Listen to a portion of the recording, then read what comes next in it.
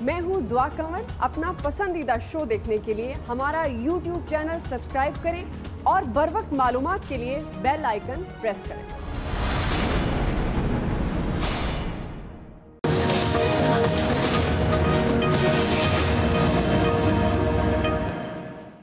अगर आईन की बात करना बगावत है, हर रोज पाकिस्तान में बगावत होगी। अगर इलेक्शन में धांधली के खिलाफ बात करना बगावत है, हर रोज पाकिस्तान में बगावत होगी। अगर महंगाई के खिलाफ बात करना बगावत है, हर रोज पाकिस्तान में बगावत होगी। अगर इस करप्ट हुकूमत को घर भेजने की बात है, हर रोज पाकिस्तान में बगावत होगी। यानी जब कुछ ना रह जाए किसी पर इल्जाम लगाने के लिए तो कहते जी ये बगावत कर रहा है। तो अभी तो मसला शुरू नहीं हुआ और बगावत का पर्चा दर्ज हो गया है। पाकिस्तान के खिलाफ बगावत वो करता है जो उसकी मईशत तबाह करता है। पाकिस्तान के खिलाफ गद्दारी वो करता है जो सीपेक को बंद करता है। पाकिस्तान का गद्दार वो है जो कश्मीर का सौदा करता है।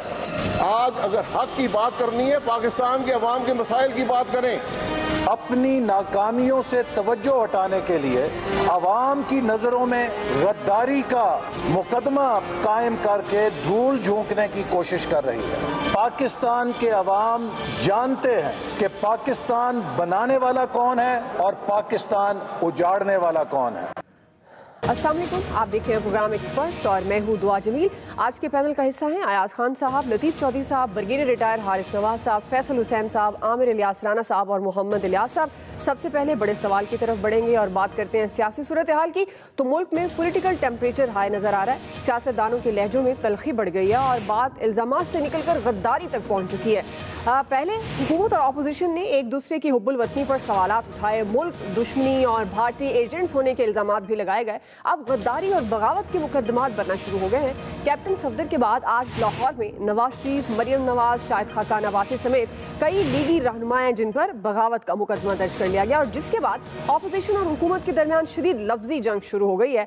लीगी रहनुमा शाहिद खाकान अब्बासी का कहना है कि अगर आइन की बात करना बगावत है तो हर रोज बगावत करेंगे, जबकि फयाजुल हसन चौहान ने यह मुतालबा किया है कि बगावत के मुकदमे में मुलविस मुल्ज़िमान को फौरी गिरफ्तार किया जाए। इसी मुनासिबत से आज का पहला और बड़ा सवाल है एक्सपर्ट्स के लिए। आमिर इलियास राना साहब, मैं आपसे आगाज करूंगी। सवाल यह है कि बगावत के मुकदमात का आगाज हो गया है, इन मुकदमात का आपके ख्याल में अंजाम क्या होगा? पता नहीं क्या अंजाम होता है, क्योंकि जो आपने सबसे आखिर में बात बताई कि फयाजुल हसन चौहान साहब कह रहे हैं कि फौरी तौर पे गिरफ्तार किया जाए, तो भाई पंजाब गवर्नमेंट ने पर्चा दर्ज किया है, आप पंजाब के वज़ीर हैं, तो मुतालबा क्या हम मेरे से कर रहे हैं या एक्सपर्ट्स के लोगों से कर रहे हैं, सारों से, कि हम पकड़ेंगे जाके? इस्लामाबाद में सारे बैठे हुए हैं, लाहौर में बैठे हुए हैं, कोई कराची चला गया होगा। भाई मुतालबा किससे करते हो? जैसे शिबली फराज साहब कह रहे थे, नवाज शरीफ की तकरीर एक सांस पहले बयान जारी किया कि इमरान खान साहब ने ऑर्डर किया है कि हम उनकी तकरीर को खुद चलाना चाहते थे कि लोग देख लें। अगले सांस में कह रहे हैं इदारे नोटिस लें। इदारों ने फिर शेख रशीद को रख लिया कि भाई चलो तुम ही नोटिस ले लो इनकी जगह पे। अब जब तकरीरें शुरू हुई तो तकरीरें बंद भी कर दी, जिसपे हाई कोर्ट ने आज ऑर्डर भी कर दिया। वो भी आपने सबने देख लिया होगा टेलीविजन पे कि भाई इन तकरीरों से मुल्क की सलामती को कोई खतरा नहीं होता। ओके, अब वो भी पाकिस्तान की अदालत कह रही है, ये पाकिस्तान के वज़राए कराम कह रहे हैं, पर्चा दर्ज करते हैं। मुतालबा शायद ये मीडिया से करते हैं कि भाई हमने अब इनको पर्चा दे दिया है तो तुम जाके पकड़ लो। अंजाम क्या होना है? पाकिस्तान में 20 मुकदमात बगावत के दर्ज हो चुके हुए हैं। क्या हुआ है किसी पे? मतलब वली खान के साथ क्या हुआ था जो उसको फिर रिहा कर दिया गया? मुख्तलिफ सियासतदान मुख्तलिफ स्टेजेस पे, आज नून और पीपल्स पार्टी जब सारे इकट्ठे होकर बैठे हैं तो दोनों पीपल्स पार्टी और नून भी लठम लठ होते रहे थे, इसी तरह बातें करते थे एक दूसरे के खिलाफ। ये सिक्योरिटी रिस्क हैं, ये गद्दार हैं, ये फलां हैं, ये ढिमका हैं। खुद इमरान खान साहब इंडिया में इंटरव्यूज दे चुके हुए हैं, वो सारों के सामने हैं। ये तो लंदन से बात कर रहे हैं। यहाँ पे जब अपोजिशन में कोई होता है उसको जमहूरियत का हुस्न सबसे ज़्यादा नज़र आता है, उसको फ़िक्र होती है, बिल्कुल ठीक बात है। फिर जो हुकूमत में होता है उसको सिर्फ एक फ़िक्र होती है कि हिज़्ब इख्तिलाफ मुल्क दुश्मनी कर रही है, इनको दबाना कैसे है और इन सबको गद्दारी के मुकदमात में बंद कर दिया। भाई आप बंद कर दें, फिर डर किससे रहे हैं और पूछ किससे रहे हैं? हमें तो ये चाहिए है कि आप अगर रिजल्ट दे देते تو آج یہ بیانیہ نواز شریف کا یا پیپلز پارٹی کا بک سکتا تھا کہ جی ہم نے آ کے آپ کا گن صاف کیا اور ہم نے دودھ اور شہد کی یہ نہریں بہا دی, بجلی کے ریٹ کم کر دیا, آٹا کم کر دیا, گیس کم کر دی, جو کہ آج کل کابینہ پھر غور کر رہی ہے, جو میں متنبع پچھلے پروگرام میں کر رہا تھا مسلسل. اور میں نے پچھلے پروگرام میں ایک بات یہ بھی کہی تھی کہ یہ جو جج صاحب نے لاہور اسلام آباد ہائی کورٹ کے ریمارکس دیے ہیں یہ فیصلے میں نظر نہیں آئیں گے. بدھ کو میں نے کہا تھا جس دن انہوں نے ریمارکس دیے تھے, اور ہفتے کو فیصلہ آیا, کوئی ایک فکرہ فیصلے میں موجود نہیں ہے. تو وہ خود بھی ان سیاسی بیانات کی زد میں آ گئے جو سیاستدان دیتے ہیں, وہ ججوں نے بھی کہا کچھ بھی نہیں ہوگا. ٹھیک ہے جی ایاز صاحب. انجام تو مجھے نہیں پتا ہوگا, لیکن یہ کیا ہوگا, لیکن اتنا شور کیوں ہے مجھے یہ سمجھ نہیں آ رہی کہ بھئی ایک طرف آپ کہتے تھے ہماری لڑائی عمران خان کے ساتھ اور گورنمنٹ کے ساتھ نہیں ہے, بالکل نہیں ہے, کہیں اور آپ اٹیک کر رہے تھے, اور اب جب مقدمے ہوئے ہیں تو آپ کہتے ہیں جی حکومت اور وزیروں کی ٹانگیں کانپ رہی ہیں. ایک بات تو مجھے یہ سمجھ نہیں آ رہی, 3 بار کے آپ پرائم منسٹر ہیں, پاکستان کے 3 دفعہ پرائم منسٹر رہے ہوئے ہیں, اور لنڈن میں کھڑے ہو کے آپ بتا رہے ہیں ریورس انجینئرنگ کر کے ہم نے یہ میزائل بنا لیا. یار آپ پرائم منسٹر تھے اس ملک کے, کوئی میکینک تو نہیں تھے جو اس طرح کی آپ باتیں انٹرنیشنلی آپ لوگوں کو پہنچا رہے ہیں. پھر وہ کہتے ہیں کہ جی وہ جو تقریر ہمارا ایک یہ بھی ایک point of view P M L N کی طرف سے آیا کہ کیونکہ وہ تو ایک بند کمرے کا اجلاس تھا, اس حوالے سے مقدمات بنتے نہیں, جو مرضی کہہ دیا جائے. آپ خود اہتمام کرتے ہیں, پوری دنیا کو آپ تقریر سنواتے ہیں, اور اس کے بعد آپ یہ موقف لیتے ہیں کہ جی وہ اس کا چونکہ بند کمرے کا اجلاس تھا, ہمارا اپنا اجلاس تھا اس پہ. یہ عجیب طرح کی کنفیوژن پھیلانے کی کوشش کی جا رہی ہے. مقدمات جب آپ نے فیصلہ کر لیا کہ جی ہم نے فل آؤٹ اٹیک پہ جانا ہے, آپ دیکھیں نا پیپلز پارٹی کی طرف سے بھی اس وہ جو بیانیہ ہے اس کی پذیرائی نہیں ہو رہی. وہ تھوڑا سا مجھے پیچھے ہٹتی بھی نظر آ رہی پیپلز پارٹی, کیونکہ جو راستہ آپ نے چن لیا ہے اس میں مقدمات بھی آئیں گے اور مشکلات بھی آئیں گی. اب آپ کو کھڑے ہو کے اور ان کا سامنا کرنا چاہیے, اور وہاں سے لنڈن سے یہ نہیں کہنا چاہیے کہ میں نے فیصلہ کر لیا سڑکوں پہ آنے کا, قوم آ جائے سڑکوں پہ. آپ پہلے خود یہاں تشریف لے آئیں, سڑک پہ آئیں, لوگوں کو لیڈ کریں, اور اس کے بعد لوگوں سے کہیں کہ وہ سڑکوں پہ آئیں. جی بریگیڈیئر صاحب. آئی تھنک ایاز صاحب کی بات بالکل ٹھیک اور وزن بھی ہے. آپ لنڈن میں بیٹھے ہوئے ہیں, آپ کے اوپر کرپشن کے الزام ہے, آپ ایک کیس میں مجرم ہیں, اربوں بلین آف ڈالرز کے آپ نے کرپشن کی ہے, آپ اس کی صفائی نہیں دے سکے ہیں, آپ نے قطری لیٹر لا کے دیا. آپ کس فیز کے ساتھ اپنے عوام کو انسٹیگیٹ کر رہے ہیں کہ آپ حکومت کی طرف سڑک پر آ جائیں, بات کریں, لڑائی جھگڑا کریں, جب آپ کے اپنے بچے, آپ کی اپنی بیٹیاں, آپ کے اپنے سمدھی سارے آپ ان کو باہر لے گئے ہیں. تو کیا جسٹیفیکیشن ہے یہ بات کرنے کے لیے؟ اور اس کے بعد اگر آپ نے وہ تقریر کریں, پورا دنیا کے انٹرنیشنل میڈیا اس کو سن رہا ہے, جو انہوں نے اپنی فوج کے بارے میں, اداروں کے بارے میں باتیں کی ہیں. آج یہ ایک 3 سال کے پرائم منسٹر 3 دفعہ کے جو ہوں ایسی بات کر سکتے ہیں, اور کیا سوچ کے کی ہے؟ بالکل بات صحیح, کروز میزائل کی آپ کیوں بات کر رہے ہیں؟ What clarity you want to take it? It's a national security کے ایشو کو پلیز, آپ نے ایک اوتھ لیا ہوا ہے, آج سب نے اوتھ لیا ہوا ہے جو پبلک آفس ہولڈ کرتے ہیں, دے ڈونٹ ہیو ٹو ڈیولج کوئی انفارمیشن نہیں, لیکن اس کی ریپرکیشن تو دیکھیں. انڈیا میں کتنے شادانے بارے ہیں, میں آئی گو چور کے ہمارے پینل کے باقی لوگ بھی شاید جاتے ہیں, اور وہ کیا باتیں کر رہے ہیں, کس طریقے سے اچھال رہے ہیں. ایک تو یہ بات ہے, نیشنل سیکورٹی کے ایشو پر آپ نہیں کریں. انڈیا میں کبھی را یا کبھی انڈین گورنمنٹ کے بارے میں آپ دیکھیں ہوں گے چینل کبھی بات کرتا ہے, دے کانٹ ڈیئر آرمی کے بارے میں بات نہیں کرتے, جبکہ ان کی آرمی کو کتنی مار پڑی ہے, کشمیر میں کیا کچھ کر رہے ہیں, کیا انہوں نے کبھی ذکر کیا؟ یہاں روز سیکریفائس ہو رہے ہیں, روز شہید ہو رہے ہیں, ابھی پیچھے شہید ہو رہے ہیں, اور ہم فوج کو رگڑ رہے ہیں. الیکشن گزرے 3 سال ہو گئے, آپ بات کریں عوام کی بھلائی کے لیے, عوام کی صحت کے لیے, عوام کی ان چیزوں کے لیے.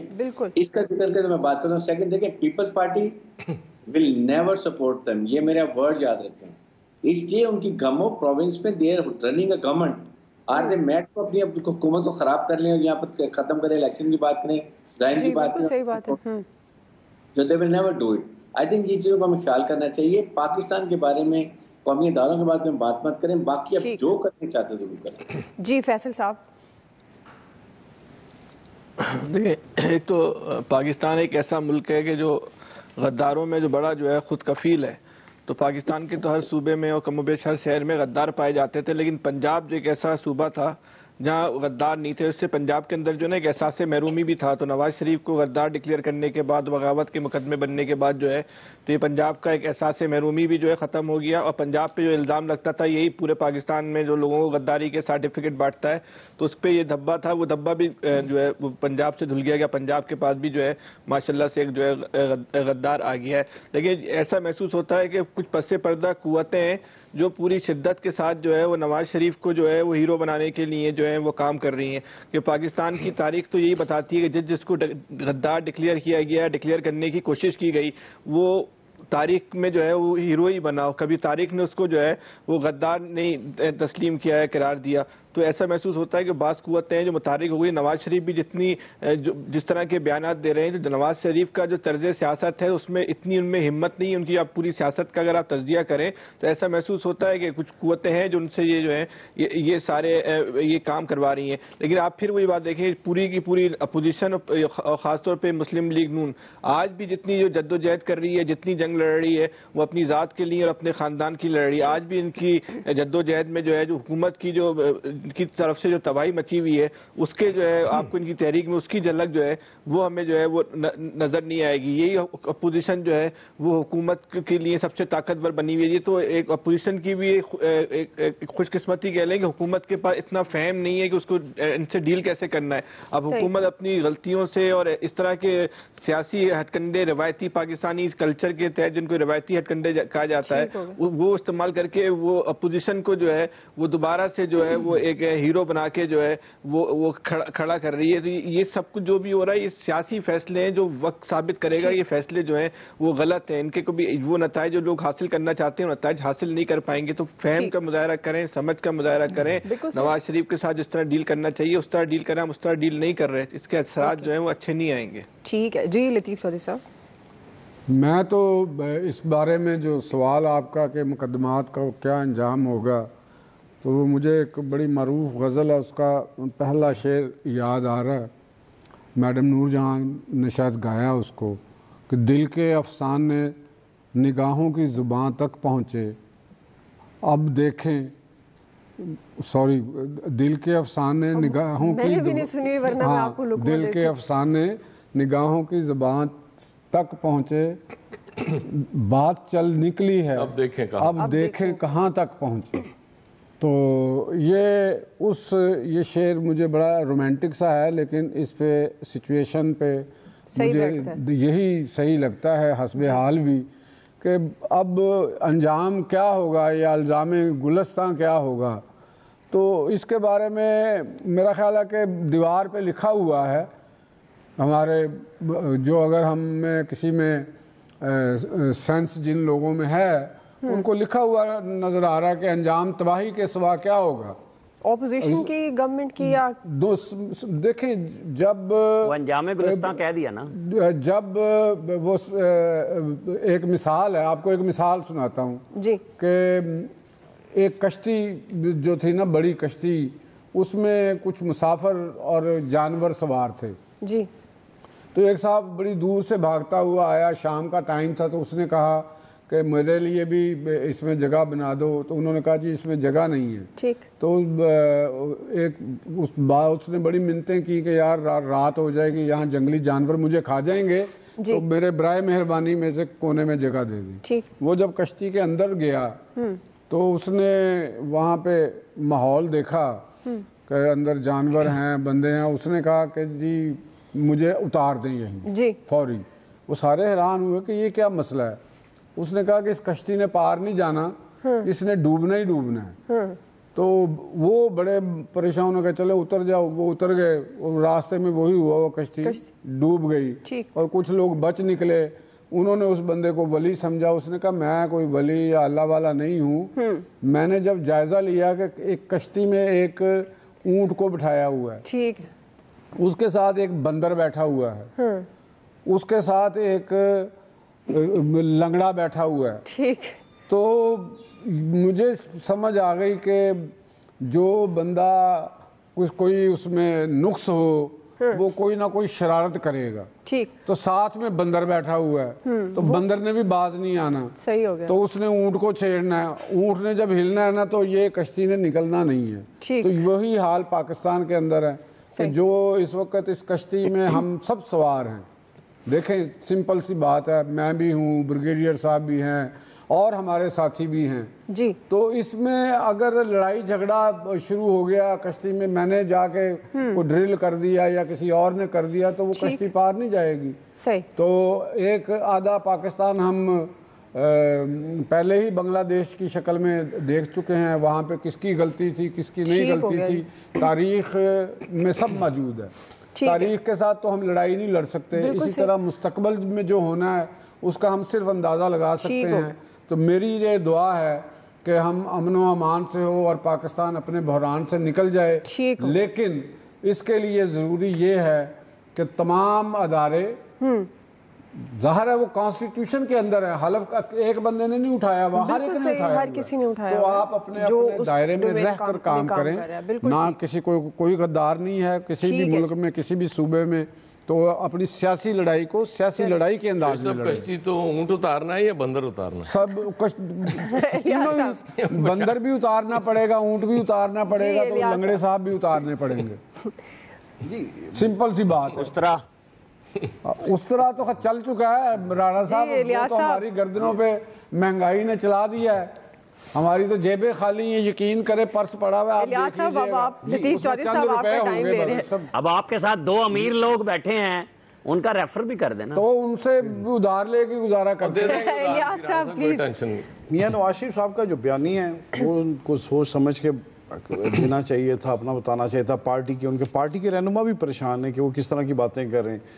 3 मरतबा के प्राइम मिनिस्टर रहे हैं, तो ज़ाहिर मुकदमात तो जो होने थे पहले भी होते रहे लोगों पर, तो ये अब भी हुए मुकदमात।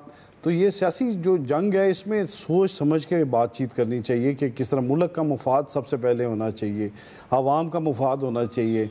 यहाँ ये सब कुछ भूल के, बल्कि अगर अपनी वो देख रहे हैं कि मेरी हुकूमत नहीं है तो फिर कुछ नहीं है, तो इसमें देखना चाहिए सबसे पहले पाकिस्तान होना चाहिए, पाकिस्तान के बारे में देखना चाहिए कि इसके मुफाद के लिए जो बात वो कर रहे हैं, लोगों के लिए बात करें, महंगाई के बारे में बात करें, दूसरे बात करें, लेकिन वो उन्होंने सीधा कौमी इदारों को निशाना बनाना शुरू कर दिया।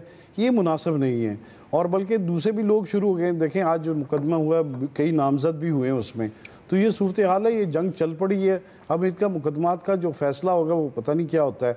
हम तो देखते आ रहे हैं कि इस तरह मुकदमात होते हैं, फिर बाद में पता भी नहीं चलता कि वो कहाँ गए। तो ये जो सूरत हाल है, देखना चाहिए कि जो कर रहे हैं इस वक्त, ये आने वाले मुस्तकबिल में मुल्क को ना नुकसान हो, बेहतर हो, उसके लिए काम करें। इस तरह इस तरह करते रहेंगे, जंग लड़ते रहेंगे, तो जो इकोनॉमी की साइड पर है वो तो कोई देख नहीं रहा। ठीक है, हालात बुरे हो रहे हैं, लोगों महंगाई से वैसे तंग आ गए। अब तो देखें जलसों में भी नहीं जाते, जलसियाँ हो गई हैं। तो अब देखें अपोजिशन की क्या बनता है कि लोग पहले तंग पड़े हुए, उनको पता है कि जाने से कुछ नहीं होता। ठीक है जी, जब तक वो कुछ करेंगे नहीं, गवर्नमेंट कुछ करेगी नहीं, तो ठीक है, आवाम को तो डिलीवर करना पड़ेगा। पॉइंट ऑफ व्यू आ गया, ब्रेक लेते हैं, ब्रेक के बाद हम वापस आएंगे। आधा हमारा आधा तुम्हारा। एमक्यूएम ने सिंध की तकसीम का नया नारा लगाया है, हम सवाल रख रहे हैं सिंध की तकसीम का मुतालबा कितना जायज है। राय लेते हैं ब्रेक के बाद।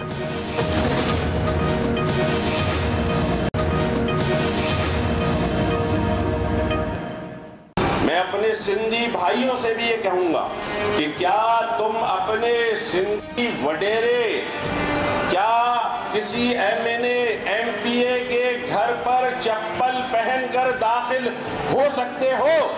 तुम्हें गुलाम बनाकर रखा है। जब तक तुम इन वडेरों जागीरदारों की गुलामी से खुद निजात हासिल नहीं करोगे, उस वक्त तक तुम्हारी तकदीर भी नहीं बदलेगी। जो ताकत, जो तंजीम सूबे की मुखालफत करती है, वो मुहाजिरों की दुश्मन जमात है। जितनी लाशें चाहे गिराओ, जितने लोगों को कत्ल करना चाहो, जितने लोगों को मारना चाहो, मारो। हम सीना खोल के खड़े हुए हैं, ताकत का इस्तेमाल नहीं करेंगे। जितनी लाशें गिराना है गिराओ, सूबा तो हम लेके रहेंगे, सूबा तो हम लेके रहेंगे।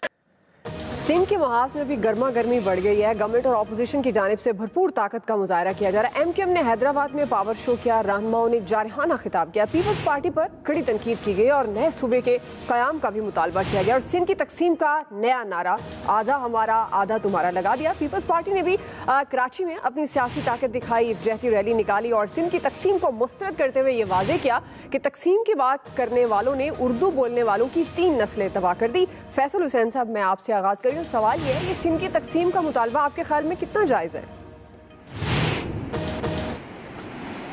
देखिए, जायज़ का और नाजायज़ का इशू नहीं है कि इसमें कितना जायज़ है और कितना नाजायज़। मामला ये है कि ऐसा कहने वाले कितने संजीदा हैं और ये सब ऐसा कहने वालों के पीछे असल सोच क्या है।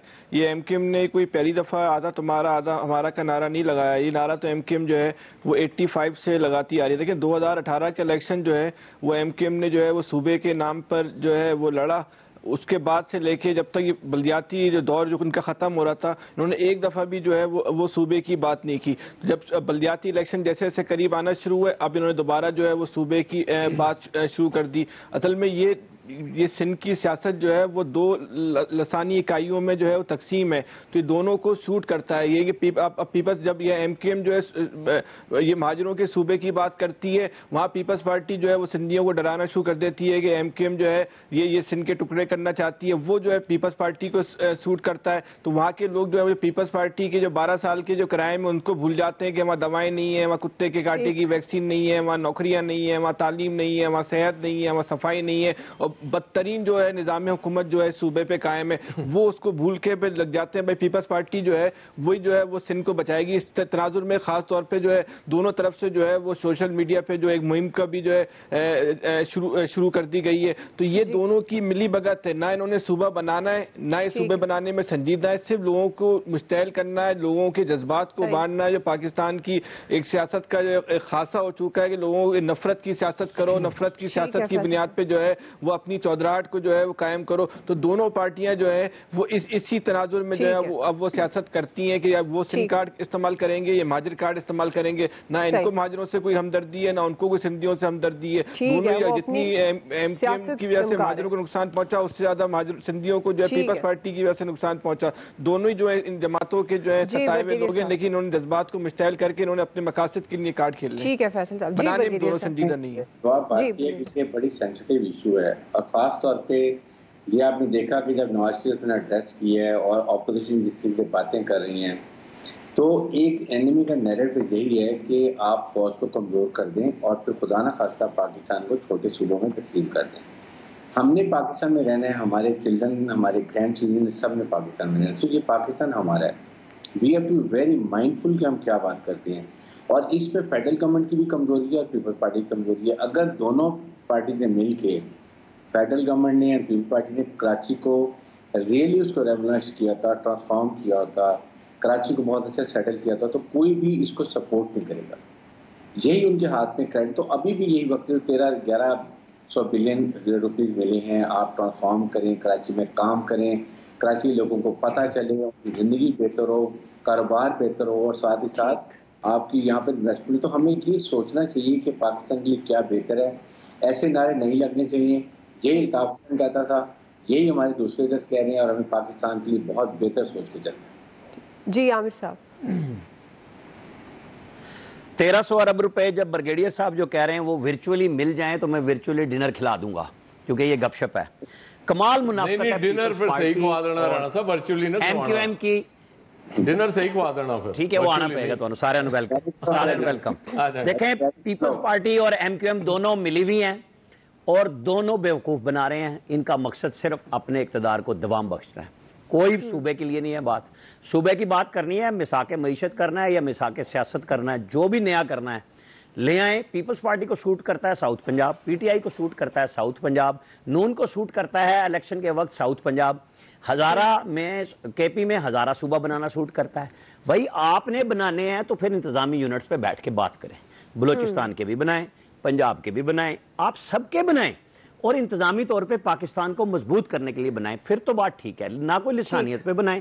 ये कहानियां हैं भाई, आपसे कोई एक शहर मैनेज नहीं होता, चाहे सूबा हो चाहे वफाक हो। अब आज ही की मिसाल देख लें कि इस मुल्क को फाइनेंसिस की ज़रूरत है تو ڈاکٹر وقار مسعود کی ضرورت پڑ گئی ہے اور انہیں منسٹر آف اسٹیٹ کا درجہ دے کے معاون خصوصی برائے ریونیو بنا دیا کہ 2.25 سال میں ریونیو اکٹھے نہیں کر سکی پی ٹی آئی جو دعوے تھے، اور اب جو ٹارگٹ اچیو کرنے کے پہلے سمائی کے دعوے ہو رہے ہیں، بھائی آپ نے ٹارگٹ اتنا لو رکھا ہے کہ اس کو کر لیا، یہ نہیں ہے، آپ نے تو کہا تھا میں ڈبل ٹرپل کروں گا، آپ تو نواز شریف کے دور سے بھی نیچے چلے گئے، آپ کیسے کریں گے؟ ریونیوز کو آپ کو لانا پڑا نا وہی اسحاق ڈار کا فارمولا، اب آپ آگے کیسے کریں گے کہ جی اسحاق ڈار کا سیکٹری فائنانس تو آپ کا کام کر سکتا ہے، تو پھر حفیظ شیخ صاحب کیا چورن بیچ رہے ہیں یہاں بیٹھ کے؟ وہ کس قسم کا کام کر رہے ہیں؟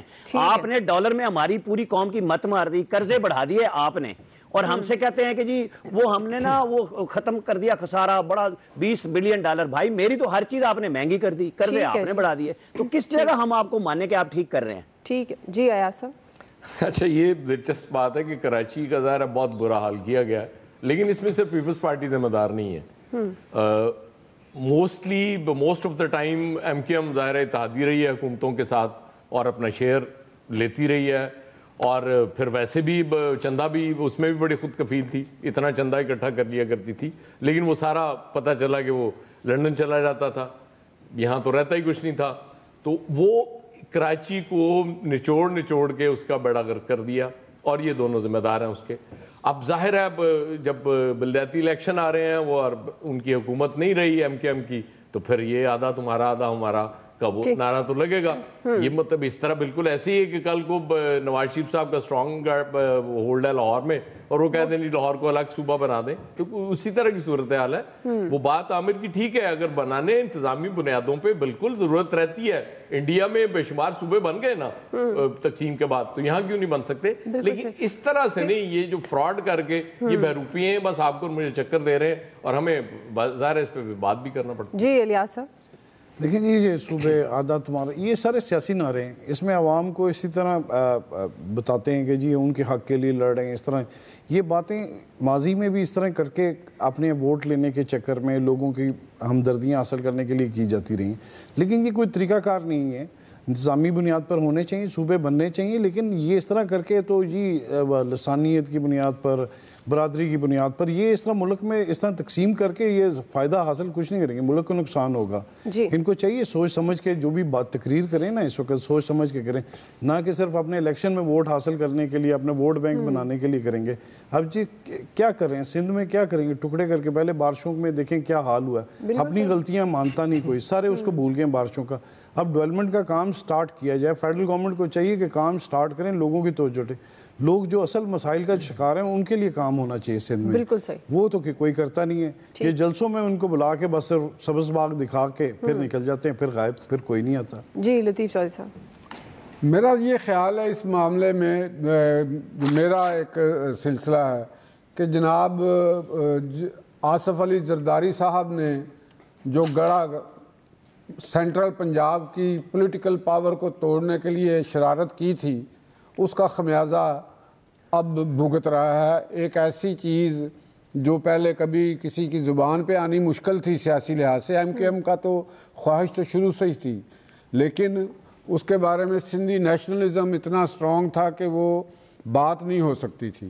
تو یہ اعلیٰ حضرت زرداری صاحب نے عوامی نیشنل پارٹی کے ساتھ مل کے، اور اس وقت نواز شریف اپنی وزارت عظمیٰ کے چکر میں تھے کہ 3 دفعہ میں وزیر اعظم بن جاؤں، اور نارتھ ویسٹ فرنٹیئر پروونس کو خیبر پختونخوا کا نام دے دیا گیا۔ جی اب انہوں نے یہ نہیں سوچا کہ اس صوبے میں سوات ایک آزاد ریاست تھی، چترال ایک آزاد ریاست تھی، ٹھیک، ہند کو بیلٹ کو شامل کیا گیا، وہ کشمیر کا علاقہ تھا، وہ پشتو بیلٹ نہیں تھی، تو آپ نے اس کو وہ ریاست امب تھی وہاں پر، امب، بالکل آپ کی ٹھیک ہے، تو وہاں پہ آپ نے کسی چیز پہ غور نہیں کیا کہ اس کو اسٹریٹجیکلی برٹش گورنمنٹ نے اس کی اسٹریٹجی کو دیکھتے ہوئے وہ رکھا تھا، اور ایک ٹرائبل بیلٹ کے آگے آ کے جہاں جہاں ایجنسی تھی وہاں چھاؤنیاں بنائی ہوئی تھی، میجر صاحب کو اس کا علم ہوگا، تو جو اس نے کام کیا اور ہماری لیڈرشپ کی مینٹیلٹی کو دیکھ لیں. سوری سر, غلطی میری معاف میں کہہ رہا ہوں کورٹ مارشل ہوگا. ہاں میں اسی لیے کہا کہ بریگیڈیئر صاحب, کیونکہ ہم ٹھہرے سویلین کمزور لوگ, اگر غلطی ہوگی تو معاف کر دیجئے گا. اور ہماری جو پنجاب سے قیادت کا دعویٰ کرنے والے وہ شہباز شریف صاحب, وہ پھرتیاں دکھانا, ادھر جانا, سڑکیں بنانا اور چیز ہے. انہوں نے 2 صوبوں کا بیچ میں لچ تل دیا, تو اب سندھ بنائیں, کیوں نہیں تقسیم ہو سکتا؟ پنجاب تقسیم ہو سکتا ہے, سندھ بھی ہو سکتا ہے. آپ کا پوائنٹ آف ویو آ گیا. بریک کی طرف مجھے جانا ہے. سندھ کی ان کا مطالبہ کتنا جائز ہے یا نہیں, رائے جان چکے ہیں. بریک لیتے ہیں, بریک کے بعد ہم واپس آئیں گے, سوال رکھیں گے تفریح مقامات پر گندگی کے ذمہ دار عوام ہے یا گورنمنٹ. رائے لیتے ہیں بریک کے بعد.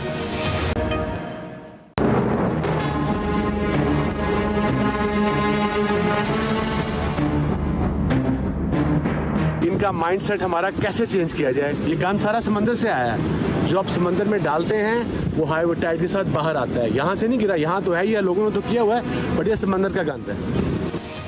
کچرے کے ڈھیر اور گندگی سے کراچی کے ساحل کا حسن مان پڑ گیا. سابق کرکٹر وسیم اکرم نے کراچی سی ویو پر کچرے کی ویڈیو بھی شیئر کیا اور شدید افسوس کا اظہار کیا, جبکہ ان کی اہلیہ شنیرا اکرم نے بھی ایک تصویر شیئر کیا ہے اور کہا ہے کہ کچرا ہمارے شہر, لوگوں اور کلچر کے لیے باعث شرم ہے. ویڈیو اور تصاویر سوشل میڈیا پر وائرل ہونے کے بعد متعلقہ عملہ سی ویو پر پہنچ گیا اور صفائی شروع کر دی. ایاز صاحب, میں آپ سے آغاز کروں. یہ جو تفریح مقامات ہیں, اس پر گندگی کا ذمہ دار آپ سمجھتے ہیں عوام ہے یا حکومت؟ انیشیلی یہ ذمہ داری انتظامیہ کی ہوتی ہے, کیونکہ یہاں تو آپ کو پتہ ہے نا کہ وہ ادارے بنے ہوئے ہیں لیکن اس میں گھوست ملازمین ہیں یا وہ کام ہی نہیں کرنا چاہتے. اس کے بعد ذمہ داری ظاہر ہے ہماری کیونکہ تربیت ہی کچھ ایسی ہوگی کہ ہم گاڑی سے بھی باہر چیز پھینکنا بڑا اچھا سمجھتے ہیں. بنیادی وجہ جب انتظامیہ کی میں کہتا ہوں کہ آپ کو کہیں ڈسٹ بن نظر نہیں آئے گا کہ جہاں آپ چیز ڈال دیں, لیکن یہ کہا جائے گا کہ صفائی کا خیال رکھیں. اس طرح نہیں ہوتا, یہ دونوں کو مل کے اس چیز کا خیال رکھنا ہوتا ہے, پھر صفائی ہوتی ہے. جی عامر صاحب. کمال ہے, ہائے ہوئے کہیں کیا کہیں ہم, کہ یہ صفائی نصف ایمان ہے, یہ ہمارے ایمان کا حصہ ہے. اور من حیث القوم ہم گندے ہیں. اس میں کراچی کے لوگوں کو کیا کہیں, جہاں مرضی آپ ڈالیں, موٹر وے پہ صفائی کی کتنی سچویشن ہے, وہاں پہ بھی اس کے باوجود لوگ کچرا سڑک پہ گاڑی میں سے نکال کے پھینکتے ہیں. وہاں کراچی کا تو چونکہ آوے کا آوا بگڑا ہوا ہے, اور ہم اس پہ پتہ نہیں کتنے پروگرام کر چکے ہیں. ابھی بھی ہم ورچولی 1300 ارب روپے کا ذکر کر رہے تھے, اس کے بھی دعوے دار بہت ہیں, روپیہ لگانے کے لیے کوئی تیار نہیں ہے. یہ حکومت اور عوام سب کی ذمہ داری ہے کہ ہم اپنے ماحول کو بھی ٹھیک کریں, صفائی کو رکھیں, لیکن ہم نہیں. بالکل سے. جی فیصل صاحب. دیکھیں, اللہ پاک نے جو ہے وہ دنیا کی جو خوش نصیب قوموں کو جو ہے وہ سمندر دیا, اور ہم اتنے بد نصیب لوگ ہیں کہ اس نعمت کا جو ہے ہم فائدہ نہیں اٹھا سکے. سمندر پاکستان کے لیے اتنا بڑا خزانہ ہے کہ سمندر پورا پاکستان جو ہے وہ پال سکتا ہے, لیکن سمندر اس وقت جو ہے وہ گندگی اور غلاظت کا جو ہے وہ ڈھیر بنا ہوا ہے. اس سے آپ کمانا تو بہت دور کی بات ہے. اس کے ساحلی علاقے میں جو ہے آپ تفریح کے لیے بھی نہیں جا سکتے کہ اتنا شدید تعفن, اتنا زیادہ جو ہے بدبو ہے. صرف حکومتی ذمہ دار نہیں ہے, عام آدمی کی بھی نفسیات یہ ہو گئی کہ جو کھائے گا اس نے تھیلی ہے, جو چیز بھی ہے اس نے اپنے سامنے پھینکنی ہے. اگر ڈسٹ بن بھی ہوگا تو اتنی زحمت نہیں کرے گا کہ جا کے جو ہے وہ ڈسٹ بن پہ گرا دے. جو اس وقت سمندر ہے اس میں عوام اور حکومت دونوں ہی جو ہے اس صورتحال کے ذمہ دار ہیں. ٹھیک. جی بریگیڈیئر صاحب. آئی تھنک ایبسولوٹلی دونوں رسپانسبلٹی ہے, کیونکہ دیکھیں گورنمنٹ کی ایک رسپانسبلٹی لیکن سیوک سینس کی ہونی چاہیے. کیا حرج ہے اگر ایک فیملی, ہر فیملی جو سمندر پہ جاتی ہے ایک بیگ لے جائے, سارا اس میں ویسٹ ڈالیں اور اس کے پاس آ کے آپ کا جہاں بھی ڈسٹ بن ہے اس میں ڈال دیں. It is the basic responsibility. اتنا بڑا آپ کو ایک سمندر کوسٹل ایریا ملا ہوا ہے, اس کو خوبصورت اگر جگہ بنائیں باہر کے ملکوں کی طرح. لوگوں کے پاس جگہ ہی نہیں ہے, کہیں جانے کی پلیس نہیں, they don't have any outlet to go. اگر ایسی تفریح کی جگہ ہیں تو میرے خیال میں ان کو اتنا اچھا رکھیں کہ فیملیز ویکینڈ کے اوپر آئیں, انجوائے کریں, اور پورا ہفتہ آگے کام کرنے کے لیے تیار ہو جائیں. ٹھیک. جی الیاس صاحب. جی دیکھیں, ابھی نشاندہی وسیم اکرم صاحب نے کی, پہلے کیوں نہیں اس پر کام کیا گیا؟ آج سے گندہ نہیں, یہ کافی عرصے سے, کئی سالوں سے اس پر گندگی تھی, لیکن ابھی بھی ہمیں سبق سیکھنا چاہیے. گورنمنٹ کو چاہیے اس پر, جیسے سب نے کہا کہ صفائی کے لیے انتظامات کریں تاکہ لوگ جو جاتے ہیں ملک بھر سے دیکھیں اور اس کو استعمال کرتے ہیں, ادھر جا کے پکنک منائیں, جا کے بیٹھیں. لیکن یہاں تو جو ہے کہ بہت ہی صورتحال خراب ہے. دیکھنے والے یہ تو انہوں نے گندگی دکھا دی ہے, تب جا کے سب کو پتہ چلا, ورنہ تو کسی کو نظر ہی نہیں آتی خود. ٹھیک. جی لطیف شاہد صاحب. میرا خیال ہے کہ جو اللہ تعالیٰ کا بڑا احسان ہے کہ 55 سال کی عمر میں وسیم اکرم کو یہ پتہ چلا کہ وہاں پہ بہت گندگی ہے، تو بات تو سمپل سی ہے کہ ادارے ہی ذمہ دار ہیں نا صفائی کے. عوام ہر جگہ دنیا میں ایک جیسی ہوتی ہے، ساری دنیا کی عوام انٹلیکچوئل نہیں ہوتی، وہ اسی طرح کا بیہیو کرتی ہے. وہاں پہ اداروں کا یہ کام ہے کہ کسی بیچ پہ آپ جاتے ہیں، جب یورپ میں کہیں چلے جائیں تو وہاں پہ عملہ ساتھ ساتھ صاف کر رہا ہوتا ہے. اور جہاں تک بریگیڈیئر صاحب نے بولا کہ ہمارے ہاں تفریح کا انتظام ہے، تفریح کا تو انتظام ہوتا تو یہ نوبت ہی نہ آتی. بالکل صحیح جی. یورپ کی جو بندرگاہوں آپ ساحلوں پہ چلے جائیں، وہاں تو بکنیاں پہنتی ہیں لڑکیاں. وقت ختم ہو گیا ہے، آپ اجازت دیتے ہیں. دونوں ذمہ دار ہیں پھیلانے کے تفریح مقامات پر، عوام اور حکومت دونوں ہی. آج کے ایکسپرٹ سے اتنا ہی. خیال رکھیے، اللہ حافظ.